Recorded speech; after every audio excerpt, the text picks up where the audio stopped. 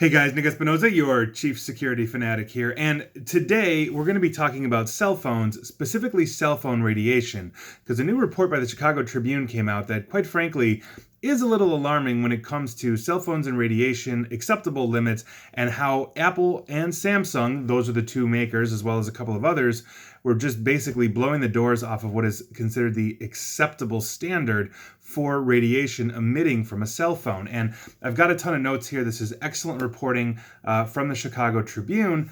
And basically, what they're saying is that Apple and Samsung have released phones over the last 3 years that may be producing radio frequency radiation that are basically much higher, that have much higher levels than what the Federal Communications Commission, or FCC, basically allows. Now, smartphone manufacturers themselves, Samsung, Apple, LG, take your pick, all of them are required to abide by the FCC guidelines in regards to radio frequency radiation absorption by the body. Now, the current measure, and I've got, like I said, a ton of notes here, to determine the safety limit is known as the specific absorption rate, or SAR. Now, this is set by the FCC at 1.6 watts per kilogram, averaged over 1 gram of tissue. Now, the FCC states that this limit is, and I quote, well below that at which laboratory tests indicate adverse health effects could occur. So in other words, if you have an Apple, Samsung, etc., it's supposed to be at 1.6 watts per kilogram, averaged over 1 gram of tissue in terms of absorption rate, which is well below any, threatening standards. But here's the thing. They're not necessarily, abiding by this, and a lot of these phones have more radiation, including the phone that I am literally talking to you on right now, and that's a serious problem. And so basically the Chicago Tribune tested 11 different models using 3G and 4G LTE bands, and they tested 4 iPhone models, the iPhone 7, 8, 8 Plus, and iPhone X or iPhone 10, 3 Samsung Galaxies, the S8, S9, and J3, 3 Motorola's, the E5, E5 Play, and G6 Play, and a blue Vivo 5 Mini. Now, these phones were tested by RF Exposure Lab, which is basically an FCC-accredited laboratory that is able to test all this, and I will not get into all of the methodology. You can go read the article there.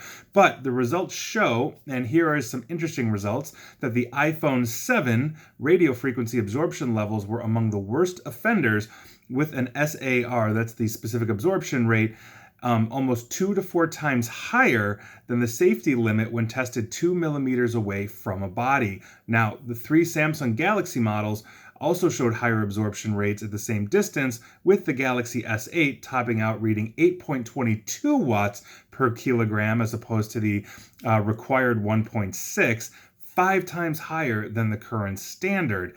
Now, the Tribune writes that the test, and I quote, was essentially a worst-case scenario in terms of radio frequency exposure, and basically consumers were not experiencing, or with consumers not experiencing the levels of exposure seen during testing, ideally, but basically this is what the lab owner says, that this pretty much could happen. Like this could happen in limited situations, but either way, even in the most extreme case, your phone is essentially giving off more radiation than what the FCC has as its requirement. Now, 5G could make this a whole lot worse. And there's a couple of different things that we need to discuss about 5G by virtue of this, because we are now starting to ramp this up. And some actions have already been taken as we start to uncover things, let's say in the last about 8 to 12 months or so. Now, this past April, the Belgian government actually halted a 5G test in Brussels over concerns that more radiation from the base stations could be more harmful. Those are 5G base stations. Members of Parliament in the Netherlands are also calling on their specific government to take a closer look at 5G and open up studies. Switzerland is also in the process of looking at and monitoring 5G's impact. But here's the thing: 5G, as it's deployed, requires small cell towers that are deployed much closer to where people live, work, go to school, et cetera, and obviously that's caused some people, concern, which they're obviously bringing up with their law and policy makers. Now, the Food and Drug Administration and the FCC say there's nothing to be worried about.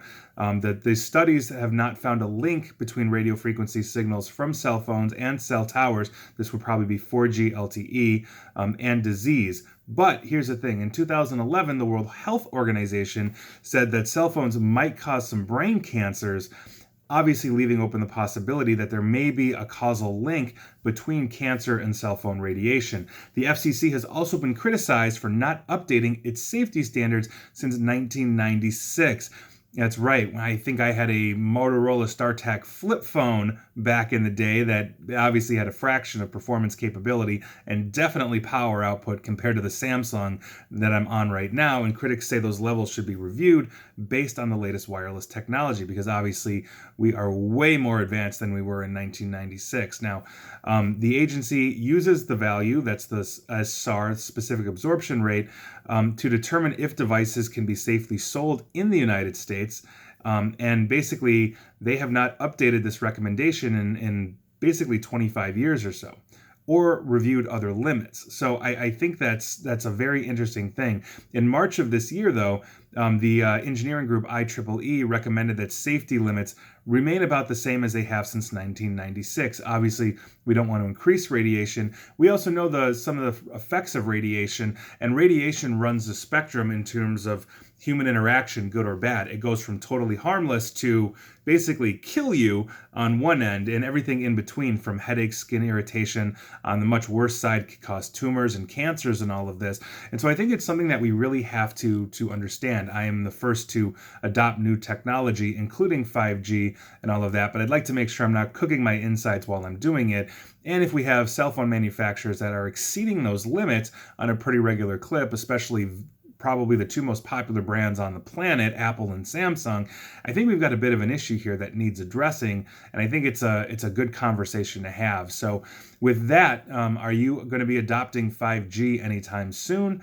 I've written articles on it more from the cybersecurity hacking perspective, but I think it's an interesting topic that we should have, especially when we are literally blanketing our neighborhoods where, our families, our children, everybody lives. So it's something to consider, and I think it's a pretty cool topic for today. And please like, share, follow me here on Facebook and Twitter at NickAESP. And as always, stay safe and stay online. Thanks, guys.